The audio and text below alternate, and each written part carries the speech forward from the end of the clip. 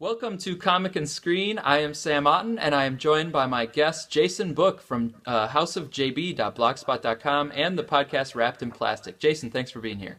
Hey, anytime, Sam. My pleasure. We are going to talk some more Batman v Superman. We have a video up where we are talking about Batman v Superman. Where can they go from Man of Steel? Here we're going to be talking about Batman v Superman. Where can they go from The Dark Knight Returns? So we know from Zack Snyder and other sources that they are drawing inspiration from The Dark Knight Returns. It's definitely not a straight adaptation of The Dark Knight Returns, but just they're definitely pulling some elements from it. If you were at Comic-Con and you saw the big presentation, you know that they're taking quite a bit of inspiration from The Dark Knight Returns, so we want to kind of dig into that a little bit more. So Jason, what are some of the key elements from The Dark Knight Returns that you think might pretty well show up in Batman v Superman? Well, for sure, the big fight scene is going to be in there at some point. That was the footage that was shown at Comic Con, and I think it was just kind of, it seemed like an animated thing, like they didn't really have too much stuff with the actors already. But Yeah, I heard that Batman, I think it was confirmed that Batman was actually animated to kind of put that little thing together, and they maybe just yeah, used some existing footage of Superman kind of hovering. right. So that, I mean, that'll be really cool to be in there in some respect. I kind of hope they make it their own thing too, but that'll work well, especially. I think what they'll do, if I had to guess, was that the first time Batman and Superman throw down, Batman's going to get his ass kicked. And then Batman's like, okay, but what happens if I go back and like get a bunch of stuff from the Batcave and come back in a different way? Or maybe we'll get Kryptonite finally, or who knows what we're going to get. That's when we're going to see Batman really kind of, really give it to Superman. But it still feels like a Superman movie to me. So I can't see it being like The Dark Knight Returns where Batman kind of wins over Superman at the end. So we're going to get elements of that fight, I think. I'd like to see them take, I guess, elements of the tone for Batman, because really playing up that Batman can't stop being Batman no matter what happens to him. It's his obsession. It's how he deals with the loss of his parents. And, if they do it well, they're really going to play up the differences between Batman and Superman, which is that maybe Superman will start helping people more in this movie, and Batman's more about, it's not that he doesn't help people, but he goes He's about it in a very different he's way, more about the right? criminal, So, where Superman's more about, rescuing the innocents, that kind of thing. right. So if they play up those elements, there are going to be some really interesting things there. And so the fight, the tone, and I would say the design as well, because Frank Miller did a lot of cool things with the costume in there. He hit a lot of iconic beats, and even what he did with Superman as well, with Superman like stopping nuclear weapons and stuff. Like there's some really cool takes on Superman as well. Yeah, I mean, so in The Dark Knight Returns, there's obviously all this devastation from the nuclear blast. Uh, and so in Batman v Superman, we have this devastation from the Kryptonian invasion. And there's some speculation that Batman v Superman might actually kind of flash back. This isn't really a spoiler because I don't know if this is actually going to happen or not, but it could happen where we kind of see from Bruce Wayne's perspective the Kryptonian invasion and the destruction of Metropolis and things. I actually got some footage on the set, which maybe suggests that Bruce Wayne was in Metropolis during all that destruction. So we have all this destruction that's happened. It's not from a nuclear blast this time, but it still could set up this tension. And I don't know, they could take it a different direction. I agree with you in terms of the throwdown will be the main thing that they're going to take from The Dark Knight Returns. Because I don't think you're going to, I'm hoping it's a Superman story, not a Batman story. So I don't think you're going to get the Joker stuff, obviously. You're not going to get the mutant stuff, obviously. So, I mean, it's really kind of issue number 4 from The Dark Knight Returns that I think is really the one that's going to be drawn from. Yeah, it's got a lot of potential. So nailing that, and also what you said about Bruce Wayne possibly being there during the destruction, that really gives it a different twist as well. Yeah, and it could still get him thinking like, oh man, Batman needs to get a plan together to be able to take down Superman. So what are his weaknesses? Can I, mock up some gadgets or some booby traps or some different things to at least have a chance against this guy? So I think they'll probably use some of those elements and maybe put them together in a little bit different way. Kryptonite. So you mentioned Kryptonite, which plays obviously a big part in The Dark Knight Returns. There are some rumors about Kryptonite, but people are also saying like, oh, that's from the fake script. It's not from anything real. So we don't really know. But I mean, there were Kryptonians on Earth. They had ships and stuff. So maybe somehow something from that could lead to Kryptonite. I don't think it would be off the table to have Kryptonite in here.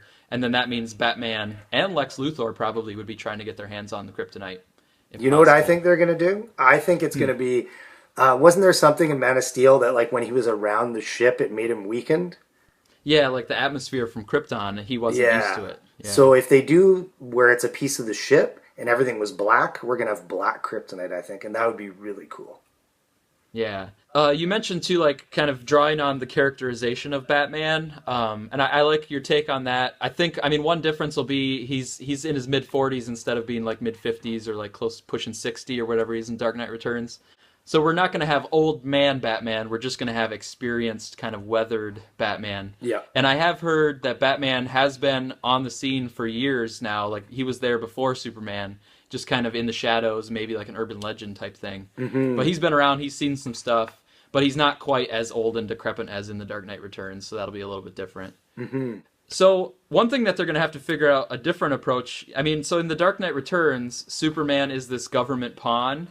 And so the government is really the one that says, hey, go in there and take care of this Batman problem. He's embarrassing us and all these things. And to me, you can't really do Superman as the government pawn thing because at the end of Man of Steel, it was very clear Superman was not going to allow this drone to follow him around. He was not going to allow himself to bow to the military complex. So they're going to have to definitely find a different angle. But I think they could get that different angle because Batman doesn't know Superman yet. So I think it's going to be kind of this Batman doesn't know if he can trust him type angle. Definitely, definitely. And I mean, they wouldn't flip it around completely, but there's definitely the way of Batman coming into it as the way Superman was to Batman, where maybe someone else with Batman is like, yeah, you got to go and like take care of this because, that could be an interesting twist on it, right? Yeah. And one thing too in The Dark Knight Returns is, Batman comes in and makes Gotham this kind of like the one safe haven during this nuclear crisis. Gotham is under control and Gotham is safe because Batman is kind of taking the reins. Right. Taking the reins is a reference to him riding the horse. Yeah, um, definitely. and so I wonder if they might play up this angle of kind of Gotham versus Metropolis because Metropolis obviously suffered a lot of damage and some people might be blaming that on Superman. And maybe Gotham is like more safe and is kind of a thriving city, partially because of Bruce Wayne, partially because of Batman kind of taking care of the crime problem. So I wonder if there's going to be this tension between Gotham and Metropolis that mirrors the tension between Batman and Superman. I'm not sure. That would actually make a lot of sense because I think one of the scenes they're like have already filmed is like the football teams fighting each other. So maybe Yeah, they're gonna yeah, have like that rivalry between cities already too. Which, yeah. if they handle it right, that'll really amp it up. And maybe they'll do something really cool, like we don't actually see them like meet each other as Batman and Superman until like, quite a ways into the movie, because that will really build up the anticipation of that quite well. Right, that could be cool, yeah. And I think the big thing too, when people talk about the fight, when they do, if they build up obviously this confrontation, I think it's important to establish that Superman is holding back. Because I think if Superman is going all out and is trying to take down Batman, he takes him down easy, even if Batman has some tricks up his sleeve or whatever. I think it's important, and like in The Dark Knight Returns, part of the reason the fight went the way it did is because Superman was holding back. He didn't really want to take Bruce Wayne down. He was For worried sure. about him. And Superman was actually trying to say, like, hey, we don't need to fight. Let's do this a different way. He's holding back. So I think they need to establish that in Batman v Superman too, because otherwise, to me, I don't really believe that Batman has a chance against Superman. I'm sorry. Yeah, well, I mean, to me, what's more interesting if they play off the fact that Superman killed Zod at the end of the last movie, and they really have him holding back because he doesn't want to do that again as well. That's an Right. interesting twist for Superman. And then, yeah, as well, I mean, Superman could kill Batman, but the problem is Batman is smarter than Superman in a lot of ways, and that's why he always finds a way to beat him.